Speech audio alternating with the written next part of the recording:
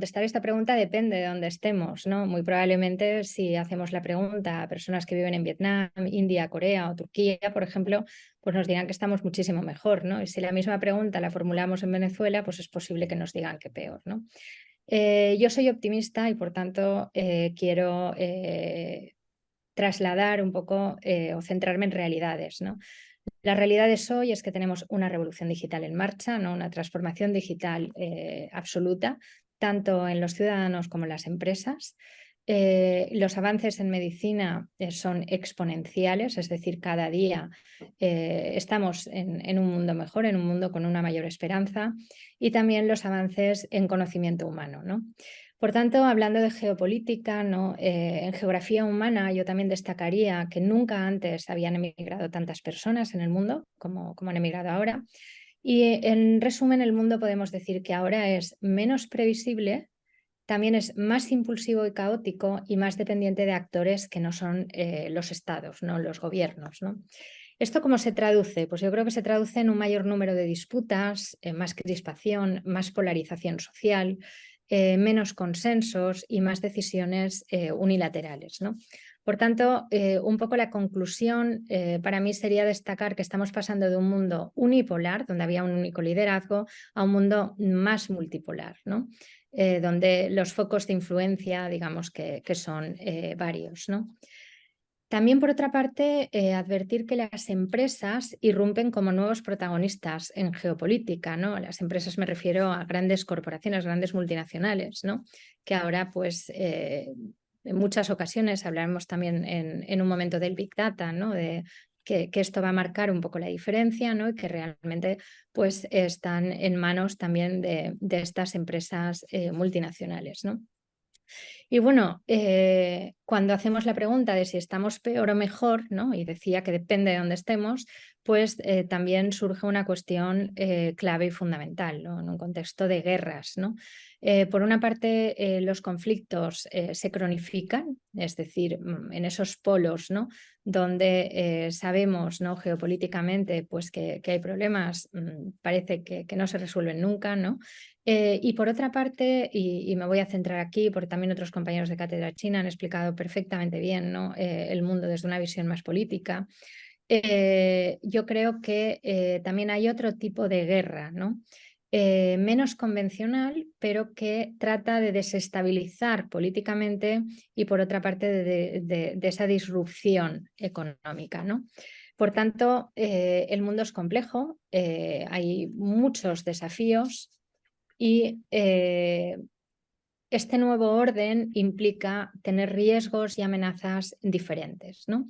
Hay una herramienta en economía bueno, para describir un poco las realidades, ¿no? Económicas de cada mercado que utilizamos mucho, es muy sencilla, cualquier estudiante hoy en día universitario la conoce, que es el PESTEL, ¿no?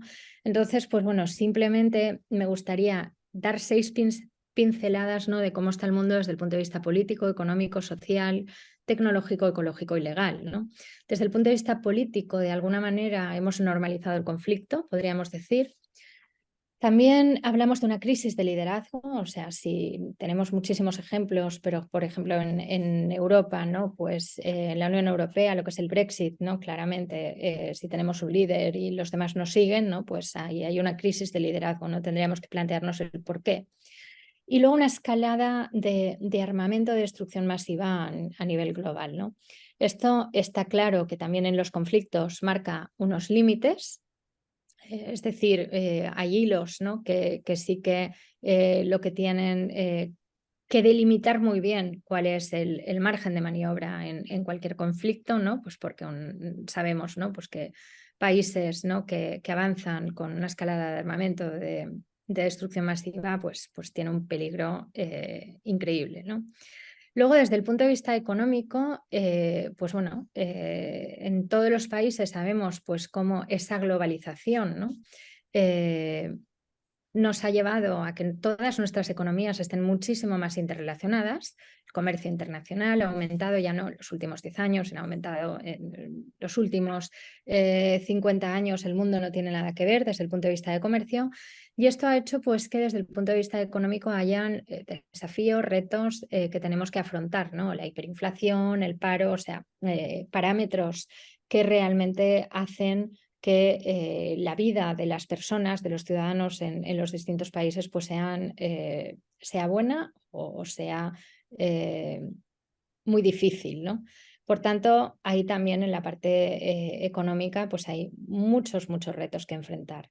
En la parte social, bueno, la pandemia nos ha enseñado pues, que las crisis sanitarias o unas crisis alimentarias, ¿no? De que realmente la comida no esté garantizada para toda la población mundial, pues deja un escenario también bastante preocupante, ¿no? Por la parte tecnológica, más ciberataques y seguirán en aumento, ¿no? O sea, a medida que tenemos una nueva tecnología, más herramientas, pues también tenemos más vulnerabilidad en todos esos frentes, ¿no? Unos frentes que hacen que nuestra vida hoy sí que sea mejor que hace 10 años, incomparablemente, ¿no? Contestando a esta pregunta, pero que, bueno, que también con otros retos, ¿no? Por otra parte, desde el punto de vista ecológico, tenemos que hacer frente a un cambio climático, a una contaminación, a intentar dejar ese mundo en muchas mejores condiciones a la generación siguiente, ¿no? Y esto es un compromiso global, ¿no? Por eso también está marcando tanto la Agenda 2030 en Europa como el objetivo de China para 2050, hablando de estas dos economías y, por supuesto, en el resto de países. ¿No? Hay un compromiso general de que realmente tenemos que ser capaces de dejar ese mundo mejor, ¿no? Y desde el punto de vista legal, ¿no? Pues muchas veces, ¿no? Pues se comprometen, tambalean, ¿no? Los pilares básicos en los que se sustenta la seguridad jurídica. Por tanto, ahí tenemos unos retos también desde el punto de vista legal importantes, ¿no? Como resumen, y si estamos mejor o no estamos mejor, ¿no? Por ejemplo, es reciente, ¿no? De finales del año 23, estamos en el 24, hace escasamente unos meses una empresa española, PLD Space, consigue, ¿no? Poner un cohete en órbita, ¿no? Es una empresa privada. Bueno, pues estamos mejor, como decía, todo el tema de avances, no solo en medicina, sino en otros campos, realmente hacen que esta vida, que este entorno, pues sea muchísimo mejor, ¿no? Y muchas veces nos preguntamos, ¿no? También cuál es el objetivo, ¿no? De una empresa como esta en poner un cohete en órbita, ¿no? Pues realmente esto va a hacer pues, que nuestra vida sea más segura y sea mejor. ¿En qué sentido, no? Por ejemplo, las rutas aéreas que tenemos desde Europa hacia Estados Unidos pues están bastante congestionadas, ¿no? Y simplemente, ¿no? Cuando yo me planteo, les pregunto, ¿no? Y bueno, ¿cuál es el objetivo de poner un cohete en órbita? ¿Para qué lo queréis subir ahí arriba? ¿No? Pues parece ser que es una empresa privada, pues donde van un poco a alojar o a subir una serie de equipos que pueden permitir a los aviones pues no solo tener comunicaciones hacia tierra, sino también hacia arriba, con lo cual, pues bueno, quizás esto hará que optimicen los espacios entre aviones o permitirá de alguna forma, ¿no? Pues tener unas mayores rutas hacia Estados Unidos que nos acerquen, ¿no? Europa a Estados Unidos y por tanto, y luego hablaré también del rol importantísimo de China en acortar todo lo que son las rutas logísticas, ¿no?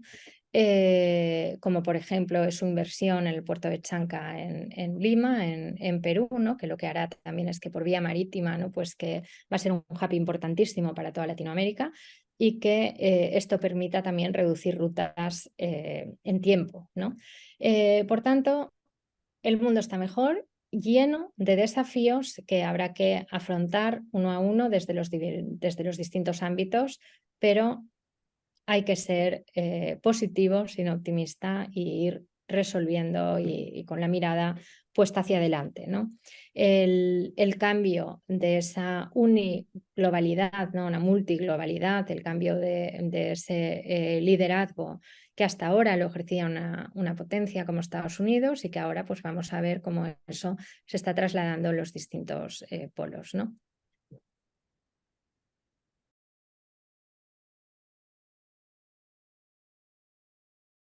Bueno, vivir peligrosamente es una nueva forma de vivir, ¿no? O sea, al final es identificando y superando todos los obstáculos que se van encontrando en el camino, ¿no?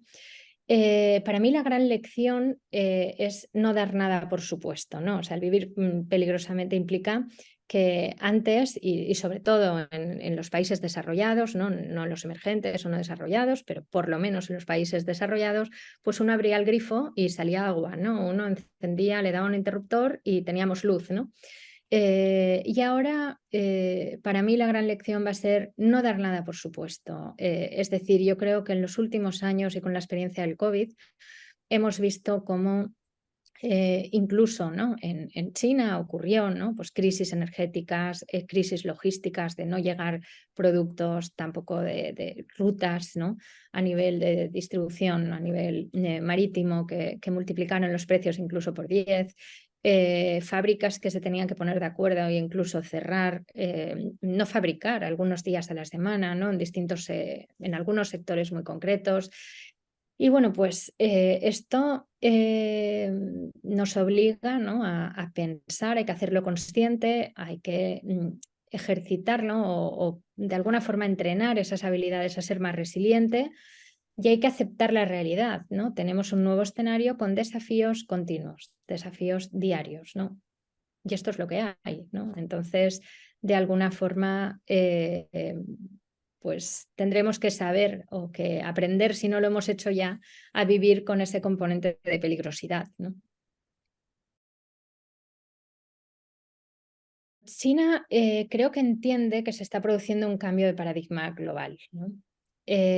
Tenemos un nuevo escenario de economía global, por ejemplo, ¿no? Voy a mencionar, ¿no? distintos puntos, ¿no? En cuanto a la clase media, ¿no? ¿Qué está pasando con la clase media? ¿Qué clase media existía, por ejemplo, en nuestro continente, en Europa, en el año 2000, en el año 2012? ¿Qué clase media vamos a tener en el año 2030, ¿no?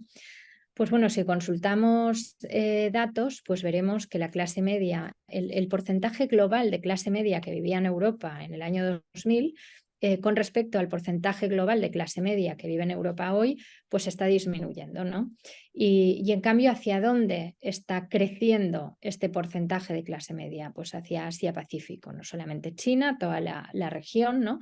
Pero bueno, China tiene un peso, un poder efectivamente importantísimo, ¿no? Por tanto, en ese nuevo escenario global hay que hacer la reflexión, ¿no? Da igual nuestra empresa que produzca, ¿no? Pero si nuestros productos y nuestros servicios van enfocados a un target de clase media, pues tendremos que entender que un mayor porcentaje, en torno a más del 60%, ¿no? Pues lo vamos a tener en Asia-Pacífico, ¿no? Por otra parte, también en ese nuevo escenario, ¿no? Pues vemos que tenemos una debilidad de los estados, ¿no? En general. ¿Esto en qué se traduce o cómo se ve, ¿no? Pues en una mayor presión fiscal, muchas veces absolutamente necesaria, ¿no? Para poder seguir manteniendo ese estado del bienestar. Por ejemplo, ¿no? en un mayor número de proyectos de participación público-privada, ¿no? ¿Qué es un proyecto de participación público-privada, ¿no? Pues es un proyecto donde un Estado, un gobierno tiene una serie de necesidades, que puede ser construir un hospital, construir un colegio, una carretera, un aeropuerto, ¿no? Temas de infraestructuras, y necesita esa parte privada para poder abordar ese proyecto, ¿no? España y además mencionar que estamos bien, ¿no? Porque toda nuestra experiencia en Latinoamérica estamos muy acostumbrados a ser, ¿no? esa parte privada que realiza o que coopera con gobiernos en lo que se llamaban antes APPs, ¿no? Alianzas de participación público-privadas, donde pues, se abordaban proyectos en países latinoamericanos que evidentemente pues, donde tenemos una distancia geográfica importante, ¿no? Por tanto, nuestras empresas creo que ahí, aparte de ser líderes en distintos campos y aportar esa transferencia de tecnología también necesaria, ¿no? En el momento de crecimiento o de evolución económica de China, ¿no? Ya sabemos que primero, ¿no? Pues fueron la fábrica del mundo, y en día es algo que tienen absolutamente superado y prácticamente muchísimas cosas, ¿no? A nuestro alrededor están fabricadas en China. Después fueron el banco del mundo, o sea, tenían suficiente acopio de recursos como para estar también en en muchas, con inversiones, ¿no?, en otras economías a lo largo de otros países, ¿no?, en otros países del mundo. Y también ahora lo que buscan un poco es esa transferencia de tecnología de Europa o de Estados Unidos hacia China, ¿no?, de economías pues un poco donde estos aspectos, ¿no?, estos nuevas herramientas, nuevas tecnologías pues estén más desarrolladas, ¿no? En un contexto además de guerra comercial entre Estados Unidos y China, pues bueno, también creo que ahí nuestras empresas en Europa pues tienen también bastante oportunidad, ¿no? Por tanto, vuelvo a lo que comentaba anteriormente, ¿no? O sea, el rol de estas empresas multinacionales está en alza, ¿no? Está siendo pues mucho más central precisamente pues por esa debilidad muchas veces en términos económicos, en términos, ¿no?, de los gobiernos, ¿no? Por otra parte, tenemos los efectos del COVID en la sociedad, ¿no? Yo creo bueno, que esto, este cambio de paradigma es que quién no ha cambiado después del COVID, ¿no? ¿Quién no se ha cuestionado muchas más cosas después del COVID, ¿no?, de todos los habitantes del planeta, ¿no? Pues yo creo que todos hemos hecho ahí una reflexión y esto pues también desde el punto de vista en ese nuevo escenario, ¿no?, de economía global, pues tiene sus efectos, ¿no? Por otra parte, también vemos, esto no es reciente, pero en la última década, ¿no?, también comparando, pues que está creciendo el comercio internacional entre países que se encuentran ubicados en el hemisferio sur y el hemisferio sur, ¿no? Si nosotros miramos el globo terrestre, pues básicamente todos los flujos económicos, la mayoría de ellos, se producían entre países que estaban ubicados en el hemisferio norte y norte. El sur, con Latinoamérica y África, ¿no?, como nuevos actores, pues esto también está haciendo, ¿no?, que ese impulso en relaciones comerciales, ¿no?, y esté cambiando también y esté generando un nuevo escenario de economía global, ¿no? Y ya para concluir, pues ese eje de migración que hacia Asia-Pacífico, ¿no?, que comentaba anteriormente, ¿no? Por tanto, ¿qué ha ocurrido, ¿no?, con el mercado chino en las últimas décadas, ¿no? Todos sabemos o hablamos de ese milagro económico, ¿no?, cómo ha hecho sacando millones de personas de una situación más pobre y ahora mismo pues muy centrado en incrementar continuamente esa renta per cápita, ¿no? Las expectativas de renta per cápita en China son altas, o sea, cada vez más altas. Ya consiguieron, ¿no?, hace unos años 10.000 euros anuales, ¿no?, de renta per cápita, o duplican a 20.000 y bueno, pues tienen unos objetivos de continuar precisamente porque saben o conocen que en economía, pues si uno la renta per cápita la aumenta, pues el país es mucho más hóspito, ¿no?, y la economía mucho más fuerte, ¿no? En conclusión, y contestando ya directa a tu pregunta, ¿qué aporta China, no? Pues yo diría que internamente en su mercado doméstico aportaría modernización y progreso, claramente, es decir, muy centrado en incremento de la renta per cápita y modernización de infraestructuras. Bueno, hablando de milagros, por ejemplo, y recuerdo, ¿no?, viviendo en China, cuando al principio para asistir a un evento en Wuhan, pues no tenía más remedio desde Pekín que volar, ¿no?, que coger un avión. Ahora, hoy en día tienes trenes de alta velocidad que, bueno, que eres perfectamente capaz, y de hecho lo he hecho, en coger un tren en Nanning, en el sur, y en el mismo día llegar a Pekín, ¿no? Por tanto, es modernización y progreso. Ese es el esfuerzo que está haciendo y lo que aporta, ¿no?, internamente. Y externamente, pues hacer extensible lo mismo, ¿no?, esa modernización y ese crecimiento económico, ¿no? Lo entiende, a mi juicio, ¿no?, siempre como cooperación, es decir, con todos los países del sudeste asiático, por ejemplo, ya entendió muy bien China que no eran competencias, sino que podía precisamente deslocalizar parte, ¿no?, de esa industria auxiliar y muchas veces atendiendo a esa otra circunstancia global, ¿no?, que es esa multiproducción. antes, hace muchos años, ¿no? Quizá un producto, pues si estaba hecho en Alemania o estaba hecho en España, desde el principio hasta el final estaba hecho en ese país. Ahora no, ahora precisamente la apertura del comercio, los tratados de libre comercio lo que hacen es poder situar a muchos de esos países como elegibles al tener menos trabas aduaneras y que puedan formar parte de ese proceso, ¿no? Ahora mismo, pues ejemplos, ¿no? También, y cuando hay esas crisis a nivel de suministro global, como ocurrió hace un tiempo, ¿no? Con los chips, que afectaba a la industria de automoción, ¿no? Fundamentalmente ubicada en Alemania. Pues bueno, Alemania, España, Hungría, otros mercados también que también para nosotros la industria de automoción es importante, ¿no? Pues entonces ellos entendieron, ¿no? Que con el sudeste asiático, por ejemplo, el crecer juntos, ¿no? El que sean aliados, ¿no? Pues es algo que puede aportar muchas más ventajas, ¿no? También es evidente, ¿no? Toda la inversión y toda la externalización, digamos, hacia África, ¿no? Los países de la ruta en general, ¿no? Belt Road Initiative, algo que ya hace pues, 10, 11 años, ¿no? Que se puso en marcha como el gran sueño chino, ¿no? El gran proyecto, y que efectivamente pues que también está aportando, ¿no? Mucha inversión, mucho intercambio cultural, mucho conocimiento e información de lo que es el mercado chino, de lo que es el país. Y bueno, como hablaba también, pues todas esas inversiones, ¿no? En toda Latinoamérica, por ejemplo, el puerto, ¿no? Que se estrenará este año en Chanca, en el puerto de Lima, el nuevo puerto de Lima, y que va a ser un hub increíble para todos los países en Latinoamérica, ¿no? De Latinoamérica hacia el mundo, ¿no? Y por supuesto, pues también hacia China, ¿no? Sí, yo creo que China parece buscar lo que se podría llamar una prosperidad común, ¿no? Una mejora a nivel general, ¿no? Yo creo que aquí hay que entender la palabra liderazgo, ¿no? O sea, ¿qué es el liderazgo? Es ese conjunto de habilidades, ¿no? Que se ponen al servicio del equipo, en este caso, ¿no? Pues sería al servicio del país, para guiarles por el camino correcto, ¿no?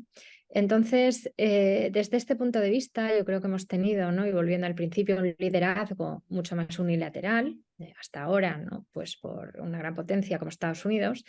Y ahora creo que China, para esa gobernanza global, buscaría adoptar un rol más de liderazgo compartido, ¿no? Yo creo que son muy conscientes de esa visión multipolar del mundo y tiene un papel, o va a tener un papel cada vez más clave, más crucial. También porque, bueno, tiene mucha más capacidad de mediar muchas veces, ¿no? en conflictos a nivel global y, por tanto, entendiendo bien ese liderazgo compartido, ¿no? Pues para alcanzar ese objetivo común, que al final es tener, yo creo que este objetivo, ¿no? Pues sí que es, se comparte la visión, que es tener un mundo cada vez más tranquilo, más en paz, más sostenible y más habitable, ¿no? Y bueno, pues ahí todos esos desafíos de los que hemos hablado, ¿no? Conflictos, guerras, crispaciones, pues bueno, China, entendiendo que no va a ser un liderazgo como hasta ahora lo ha podido ejercer Estados Unidos, ¿no? Pues creo que va a ejercer un rol que tiene cualidades y que tiene habilidades como para poder tener un sitio sin duda crucial y muy importante a nivel global, ¿no?